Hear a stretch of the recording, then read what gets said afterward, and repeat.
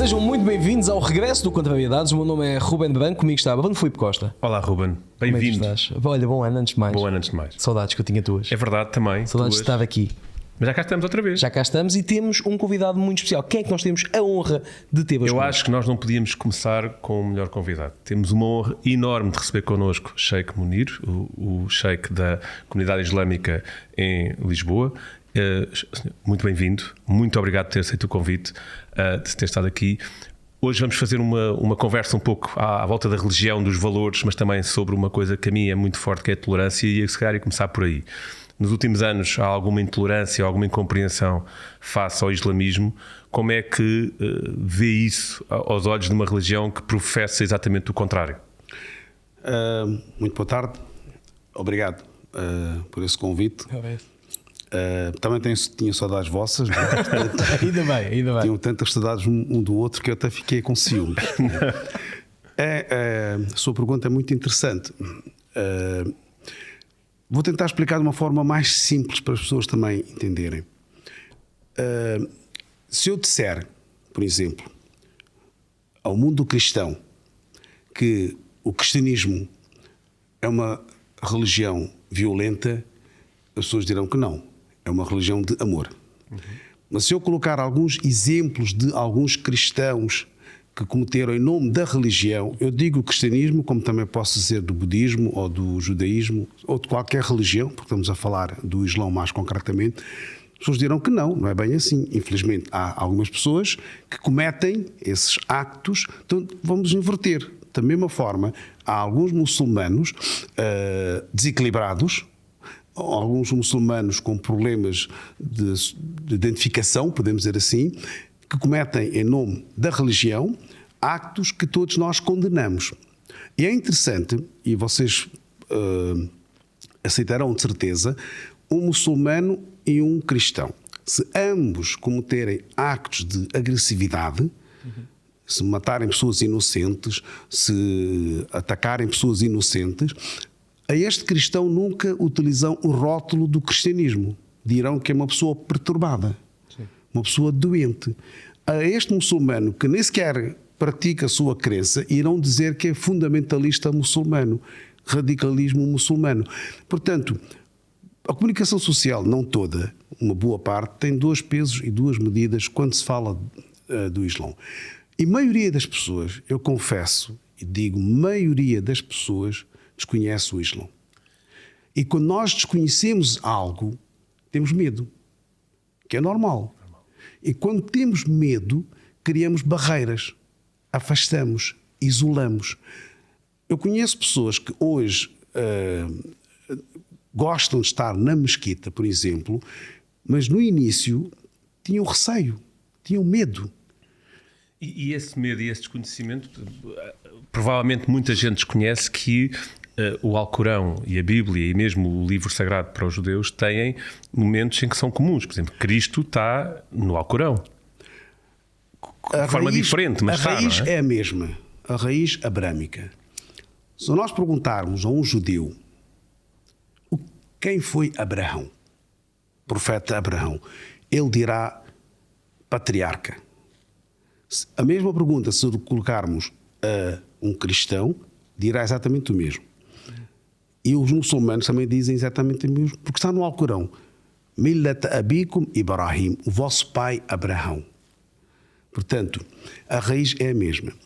Aquilo que Moisés recebeu, o Antigo Testamento, o livro sagrado dos judeus, a Torá, aquilo que Jesus recebeu, a mensagem que ele recebeu, não é? O Injil, o Alcorão fala sobre ele, o Novo Testamento. E o que Muhammad recebeu, o profeta Maomé recebeu, o Último Testamento, ou o Alcorão. Portanto, a fonte é a mesma. É Deus. Exatamente. O transmissor, Arcanjo Gabriel, é o que o Alcorão diz. O Alcorão não diz que Muhammad é o único. O Alcorão diz que Muhammad é o último profeta e mensageiro. Jesus, profeta e mensageiro de Deus. O nome de Jesus, nome próprio dele, de Jesus, no Alcorão é mencionado 25 vezes. 25 vezes. Nome do profeta Muhammad, nome próprio, Maomé, no Alcorão é mencionado 5 vezes. O mensageiro que é mais mencionado no Alcorão é Moisés, mas há razões para isso. No entanto, a mensagem que Moisés transmitiu, o primeiro mandamento, adorar um só Deus. O primeiro mandamento dos cristãos, adorar um só Deus. Amar o seu próximo como amais a vós próprios. E a mensagem do Alcorão, acreditar na unicidade de um único Deus. A forma de rezar, a forma de orar, os outros mandamentos são os mesmos. O Islão tem 5 pilares, 5 mandamentos básicos. A crença, aquilo que eu disse, acreditar na unicidade de Deus, o profeta Muhammad como o seu último mensageiro, as 5 orações, a caridade, o jejum no mês do Ramadão e a peregrinação a Meca. Não só essas 3 religiões monoteístas abrâmicas, mas também as outras não monoteístas, existe a crença nelas. A oração também existe, eles fazem a oração. A caridade também existe, ajudar o seu próximo. Aliás, não é preciso ser religioso para ajudar o seu próximo. Nós conhecemos pessoas que não acreditam nem sequer na existência de Deus, mas ajudam o seu próximo. O jejum também existe. Os muçulmanos, obrigatório no mês de Ramadão, que é o 9º mês do calendário islâmico. Os cristãos também o fazem durante a época de Quaresma. Os judeus também fazem, os hindus também fazem. Agora está na moda o jejum intermitente, não é? Hoje, até os não crentes já fazem. Mesmo influências já fazem. O que é que acontece? Hoje, para nós irmos fazer uma análise de sangue, você tem que ir em jejum. Será que nós perguntamos porquê? E como nós temos o melhor sistema de saúde, que o Ministro de Saúde me perdoa, que eu conheço muito bem, nós somos logo atendidos, quer dizer, quando uma pessoa vai fazer uma análise de sangue.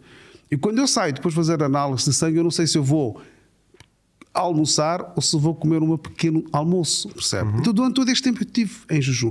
O jejum é vantajoso. É claro que no Islão e também nas outras religiões só jejua aquele que é muçulmano, adulto, saudável. Eu queria pegar nisso. Só para finalizar. Com certeza. Portanto, o jejum também, a peregrinação também existe nas outras religiões. Sim. O muçulmano vai a Meca uma vez na vida, os judeus vão a Israel, os hindus vão à Índia, os budistas vão ao Tibete, os cristãos os católicos vão a Fátima, ao Vaticano. Portanto, não é algo novo. O que acontece é que o Islão veio relembrar a prática dos mensageiros e dos profetas. E, portanto, eu ia pegar nisso e agradecendo desde já esta introdução, para marcar aqui um ponto que é interessante. Daquilo que eu aprendi na primeira pessoa sobre o Islão é que há efetivamente uma defesa do ser humano, da vida. Sim. E nestes 5 pilares do Islão, nomeadamente na questão do jejum, na questão das 5 orações diárias e mesmo da ida à Meca, há sempre uma prioridade para a saúde, ou seja, se não for possível fazer jejum, não se deve fazer, primeiro está a vida humana. Esta mensagem não é muito conhecida no Ocidente. Olha, dos 5 pilares que nós temos, o pilar diário são as 5 orações. Que não tem que ser necessariamente aquela hora, Exato. tem um período de tempo. 24 horas, meu caro, de 24 horas nós só dedicamos 1 hora para as orações.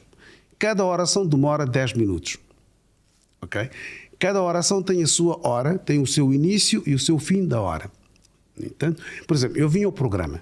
A oração, neste momento, na mesquita, será feita em congregação por o segundo imã.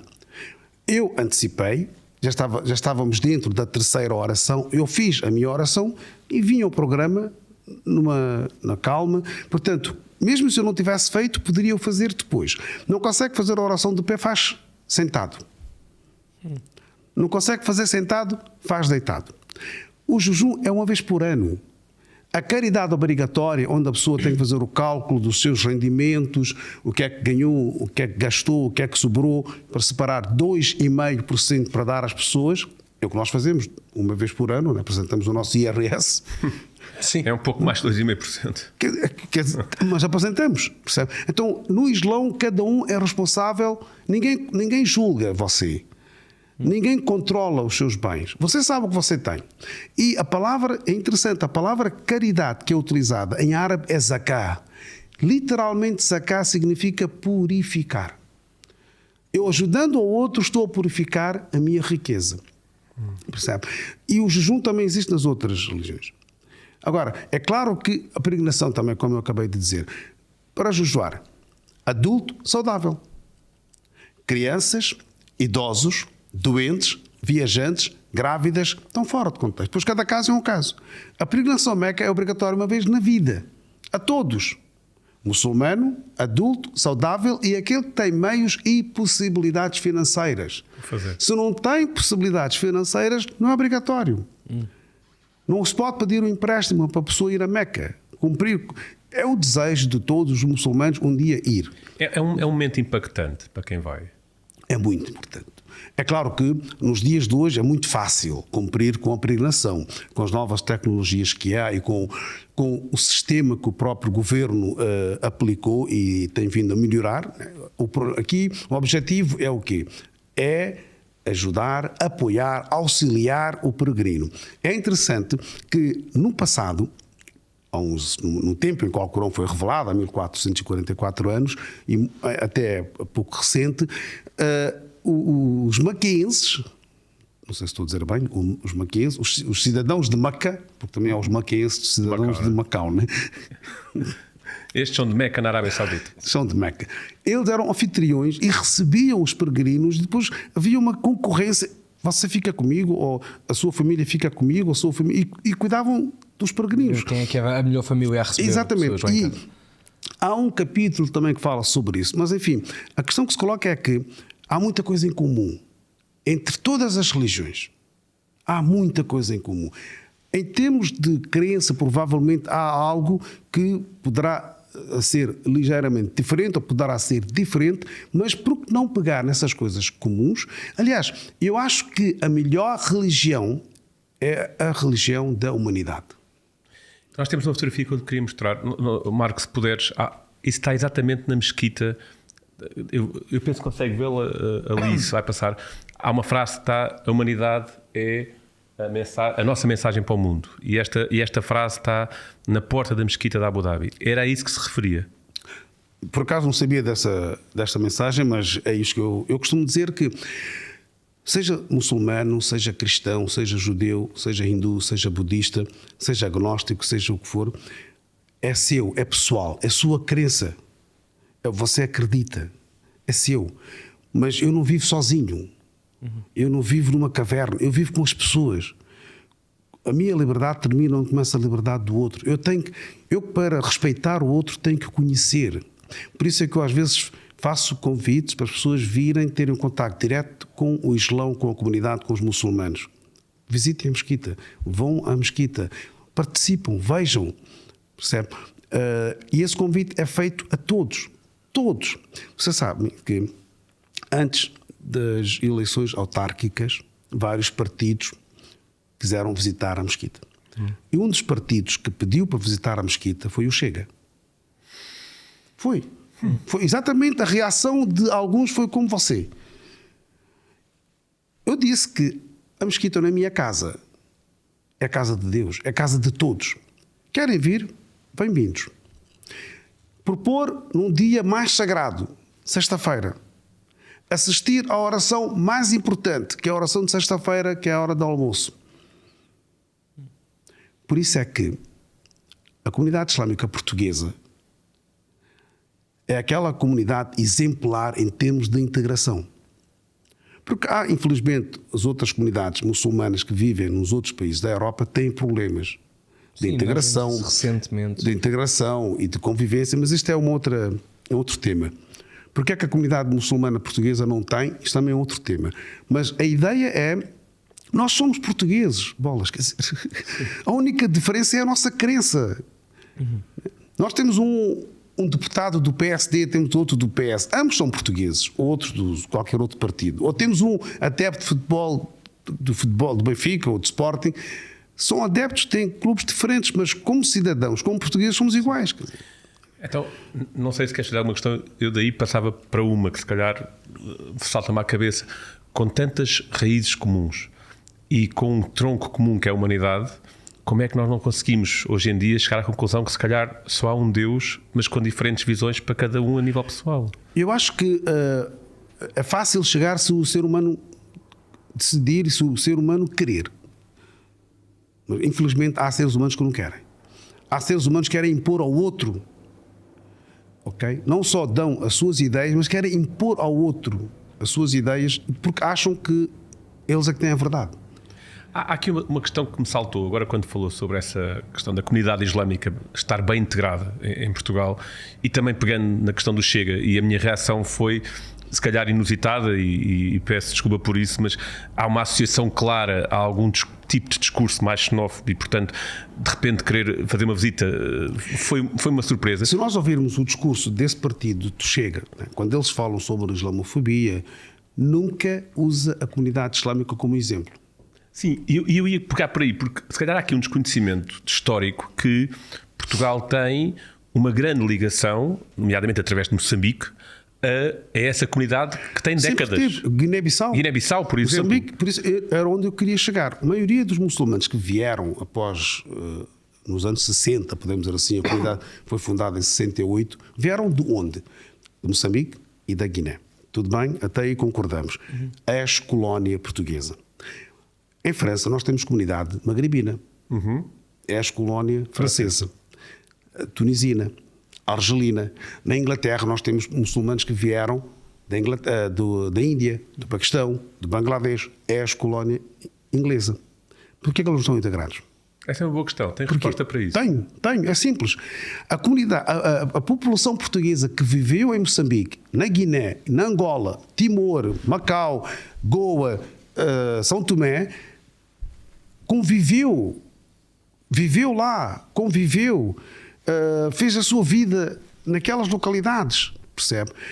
A França esteve nessas localidades, mas o povo francês não deixou a França e não foi viver lá. Era só o governo, era só o poder. Os ingleses não deixaram a Inglaterra e não foram os europeus, não foram viver na Índia, nem no Paquistão, nem foram viver em algumas cidades, mas alguns países, mas não foram. Então, eles quando vêm para essas localidades, para esses países ou para a Europa, portanto, primeiro não eram bem-vindos. No caso do nosso caso português era o contrário. Portanto, eu nasci em Moçambique e fiz 4ª classe em Moçambique. A maioria dos meus colegas com quem eu estudei, maioria eram brancos, europeus. Ou seja, esse que já havia convivência. Facilitou a Já havia essa convivência, né? Por isso, ao chegar a Portugal, era como se fosse vir de Lisboa para Carnaxide ou de Lisboa para São Tirso. Vila do Conde. Porquê? Em mesmo país, é só mudar de freguesia. Sabe qual é a língua oficial dos muçulmanos que vivem em Portugal? É português. Nós, em casa, a minha língua materna é portuguesa. Não é o árabe. Eu aprendi o árabe, porque licenciei-me em teologia, tive que aprender o árabe, falo o árabe, como também falo o inglês, mas a minha língua materna é o português. É claro que houve um tempo em que não falei porque estava a estudar, estava sozinho quase, sem ninguém com quem comunicar em português, mas é o que conta, percebe? Agora, eu digo aos muçulmanos que vivem em Portugal, nós temos que dar graças a Deus, porque tudo aquilo que acontece é graças a Deus, mas também temos que agradecer a liberdade que nos deram. Temos mesquitas, não temos uma mesquita, nós temos várias mesquitas em Portugal. Essa é uma boa questão. Não? Como é que é a comunidade islâmica em Portugal? Porque há uma parte que é visível, a mesquita de Campolide é visível, e felizmente é visível, é um edifício bastante bonito até, mas não há muito mais... Não, nós temos mesquitas, temos hoje... um número significativo do norte a sul, né? Mas esta liberdade de termos mesquita, nós temos aproximadamente 55 a 56 mesquitas em lugares de culto, lugares mais pequenos. A mesquita, com a visibilidade da mesquita central de Lisboa, até agora é a única. Nós temos uma mesquita também visível em Odivelas, temos uma no Laranjeiro, estão-se a construir centros e lugares de culto também, mas em termos de visibilidade, até a data, a de Praça de Espanha, né, que é mais conhecida por esse nome, é mais visível. Agora, eu digo às pessoas que nós temos que agradecer a liberdade que nos deram, porque senão era muito complicado. No entanto, um muçulmano tem que ser um bom cidadão. E ser um bom cidadão significa respeito às normas e às leis do país. Tão simples. Tentar ser exemplar. Há coisas que eu gostava de ter, mas não tenho. Eu gostava de, por exemplo, ir a todos os restaurantes e comer comida halal, que é lícito para os consumos, mas não há.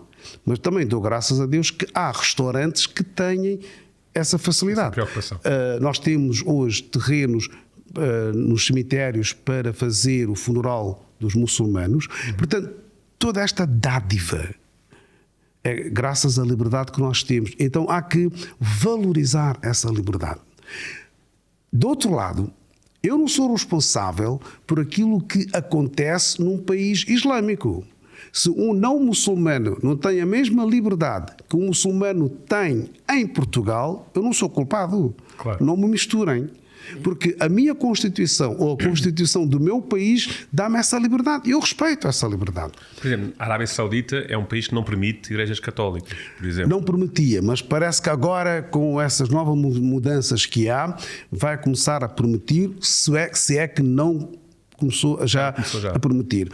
O que eu acho é que quando nós convivemos ou quando estamos numa sociedade multicultural, então a nossa forma de reagir, a nossa forma de pensar é completamente diferente do que conviver com pessoas com a mesma cultura, com a mesma prática, com as mesmas tradições. É completamente diferente. Afeta imenso no nosso dia-a-dia. Hoje o mundo tornou-se uma aldeia global. Hoje tudo o que se passa consegue saber em poucos segundos ou em poucos minutos em qualquer parte do mundo. Hoje, a maioria das pessoas não lê jornais, mas não quer dizer que não esteja informada. Está informada, mas há outros, é mais era digital, percebe? Hoje, poucas pessoas veem as notícias nas televisões. Toda a gente hoje tem um smartphone ou tablet e é dali que vai-se atualizando as notícias. Ouvir programas como o nosso? Sim. Por exemplo. Não, porquê? Porque esta é uma nova era.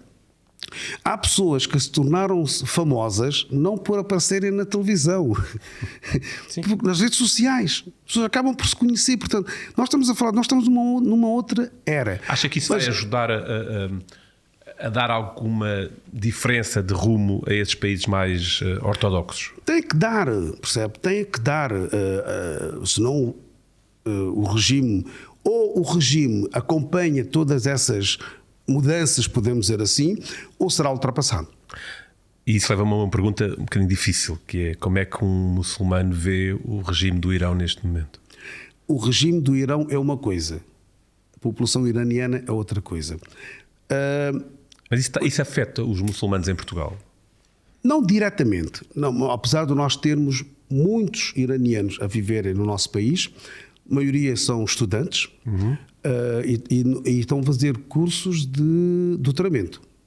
Portanto, muitos deles com bolsa. Portanto, estamos a falar dos melhores. Okay? Não só no nosso país, mas também por aí fora. Muitos deles não falam, não se preocupam com a política que se vive no seu país. Eu gosto do Irão porque são pessoas muito hospitaleiras. O regime que o Irão tem é um regime teocrático. Okay? E um regime teocrático nos dias de hoje não é muito fácil. É como se fosse uma ditadura. Não estou a dizer que seja uma ditadura. Os ditadores têm os dias contados. Ou melhor assim, os ditadores são aquelas pessoas que têm pessoas muito próximas e mais nada. Okay? E sendo um regime teocrático, e infelizmente ultimamente as pessoas notam uma insatisfação. O problema do Irão, só para ficarem com uma ideia, não é o hijab, não é o lenço. O problema do Irão é muito mais. É económico, é social, há muita corrupção, infelizmente. Então tudo isto fez com que as pessoas manifestassem. Mas eu estou fora. Claro. Não estou lá dentro.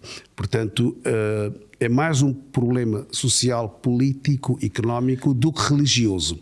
Se fosse um problema religioso, é claro que ali poderia comentar ainda mais para saber concretamente qual é o problema religioso, mas não é um problema religioso. Mas indo a essa questão de que estamos fora, não é? Estamos cá fora, mas não deixa de ser uma comunidade islâmica. Eu acredito que após o 11 de setembro terá sido um momento difícil. Eu lembro-me quando andava de avião nessa altura, as pessoas quase inconscientemente olhavam de lado para alguém que não fosse que fosse islâmico. Este momento não está sequer a ser parecido com isso. Olha, nós passamos por várias fases. 11 de setembro foi marcante, né? Claro. As pessoas começaram a olhar para os muçulmanos com um olhar diferente.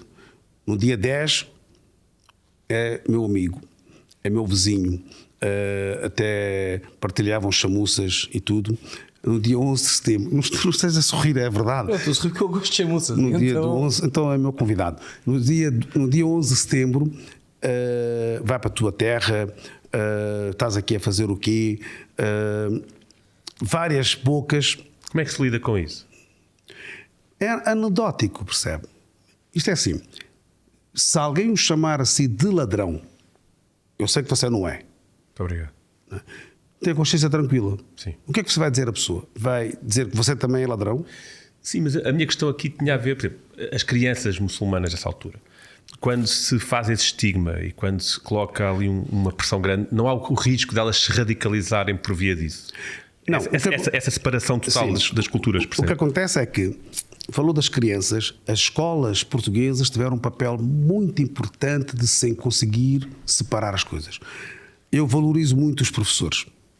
Eles souberam separar as coisas. Aos alunos 4º, 5º, 6º, 7º, 8º, 9º, 10º ano, 11º, então os professores, todos eles, de religião moral, de história, de geografia, de filosofia, conseguiram separar as coisas. Ponto número 1. Ponto número 2, como muçulmano, né? Mas nós tivemos poucas pessoas que reagiram desta forma. Nós tivemos muito apoio de pessoas em geral, podemos dizer assim, não falar da autoridade em si, mas eu recebi cartas, ameaças de morte, né? Eu recebi, mas eu não posso fazer nada. Eu recebi uma carta como qualquer um pudesse ter recebido, mas encaminhei a carta a quem o direito e apercebi-me que nós tivemos depois veio 11 de setembro, depois veio 11 de março, né? Depois era aqui já em Espanha, depois havia alguns ataques em Londres, houve Bélgica, o de Paris foi o de Paris.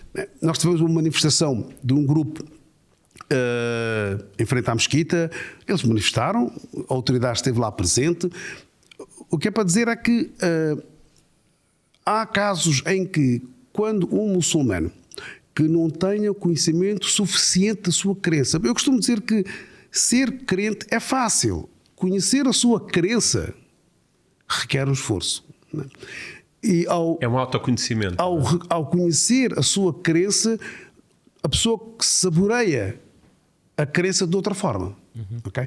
Então, poderá haver algum jovem muçulmano vendo que há alguns que estão contra o Islão ou que dizem coisas contra o Islão. Será que ele não se queira radicalizar-se?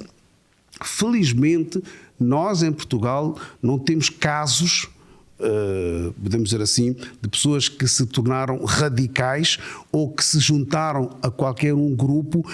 Temos, sim, portugueses que emigraram, abraçaram o Islão no estrangeiro e daí é que foram ou combateram com Daesh ou com o Estado Islâmico, portanto não saíram daqui. Isto não quer dizer que não haja, ou que haja e que nós não tenhamos o conhecimento. Mas do outro lado, logo que a comunidade, qualquer membro da comunidade saiba de um caso ou de um grupo, nós de imediato informamos às autoridades, eles depois tomam o caminho. Isso leva a uma outra desmistificação que tem a ver com essa questão da radicalização. Há muita gente que confunde mordaças com locais onde as pessoas são radicalizadas. Não é nada disso, pois não? Madraça em árabe significa escola. Sim, normal. É apenas isso. É só. É uma palavra árabe, madraça. Agora, se eu disser madraça islamia, escola islâmica. Se eu disser madraça ibtidaia, escola primária. Então, madraça literalmente significa escola. Associou-se. Olha, nós, humanos, e mais concretamente alguns, têm essa mania de ofender ou de pegar uma palavra e utilizá-la num contexto diferente. Fundamentalista. O termo fundamentalista mal utilizado. Em que sentido? Eu disse que o Islão contém 5 pilares fundamentais. Se um muçulmano pôr em prática esses 5 pilares fundamentais, ele é um fundamentalista. Sim, mas- O que é que acontece? Que o termo fundamentalista que é utilizado é para agressividade, para radicalismo, para extremismo. Portanto, só para ficar com uma ideia, o termo talibã, em árabe, vem da palavra persa, ou sim, persa e pastu. Talibã significa estudante. Simplesmente. Em árabe é talib e em persa ou em pastu é talibã, estudante. Qualquer estudante. Qualquer estudante, o termo é talib. Mas utiliza-se hoje Para o regime do Paquistão. do Afeganistão. Do Afeganistão. Não só para o regime, mas para aquelas pessoas, nós já ouvimos. É interessante as pessoas fazerem comentários sobre o futebol, um a dizer ao outro, para não sejas um talibã. Quer dizer, ele estava a ser agressivo ou estava-lhe a atacar, então isto utilizou-se indevidamente, ok? Da mesma forma, quando alguns termos são utilizados indevidamente, nós, como temos pouco conhecimento, então cria-se mais confusão nas nossas mentes. Agora, é claro que aquela pessoa que se torna radical. Quando é que uma pessoa se torna radical? Quando é que uma pessoa se quer cometer actos de agressividade? Será que nós não analisamos na parte psicológica, psíquica e somente na parte religiosa? Nenhuma religião, a sério, a religião não apela para a pessoa ser agressiva.